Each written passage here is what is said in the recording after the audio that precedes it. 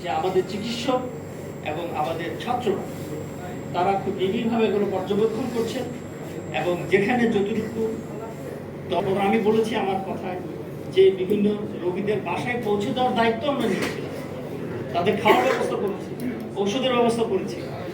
এখনো আমাদের পর্যবেক্ষণের মধ্যেই আছে যেখানে অসুবিধা হচ্ছে।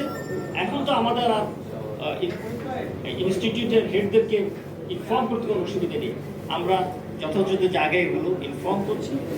বিশেষ করে নিটোরে ঢাকা মেডিকেল কলেজে এবং যেটা আমাদের সহকর্মীরা জানাচ্ছেন যে 6 তারিখের পর থেকে এ ধরনের ঘটনা আসলে ঘটেনি।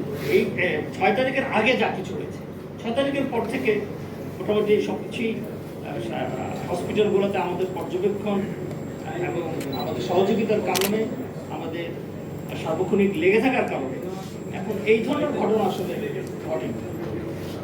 বলে জানাবেন, কোথাও এরকম থাকলে আমাদেরকে জানাবেন, আমরা এর ব্যবস্থা নেব। আহতদের তালিকা করা হয়েছে, নিহতদের তালিকা করা হয়েছে আমাদের পক্ষ থেকে। আপনারা জানেন আন্তর্জাতিক তদন্ত সংস্থার পক্ষ থেকে বিভিন্ন হসপিটালে কবরস্থান পর্যন্ত সব জায়গায় এগুলো তালিকা চাওয়া হয়েছে, আমরাও তালিকা সম্পন্ন করছি। দীর্ঘসূত্রিতা পরিহার, একটা জায়গা যখন কোনো অকারেন্স ঘটে সেখানে কে দায়ী এটা তাৎক্ষণিকভাবে সিদ্ধান্ত নিতে পারলে হবে। তো কর্মস্থলে থাকে চিকিৎসক, আপনি যদি 1 সপ্তাহ পরে সেটা পর্যালোচনা অন্য সংস্থা দিয়ে করান, তখন যে পরিস্থিতি হবে, আপনি যদি তাৎক্ষণিক এটাকে ক্রস সেকশনাল অ্যানালাইসিসে যেতে পারেন তাহলে ফলাফলটা ভালো হয়।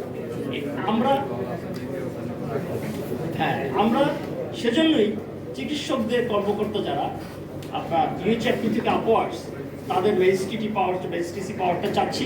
এতে করে আরেকটা লাভ হবে, সেটা হলো দেখেন ম্যাজিস্ট্রেসি পাওয়ার থাকার কারণে অন্যান্য কর্মকর্তারা কিন্তু তাদের কাজ করতে চেয়ে তারা আক্রান্ত হয় না। কিন্তু আমাদের যদি এই পাওয়ারটা আমরা পাই তাহলে আমরা অনাহত অনেক পরিস্থিতি থেকে বেঁচে যাই।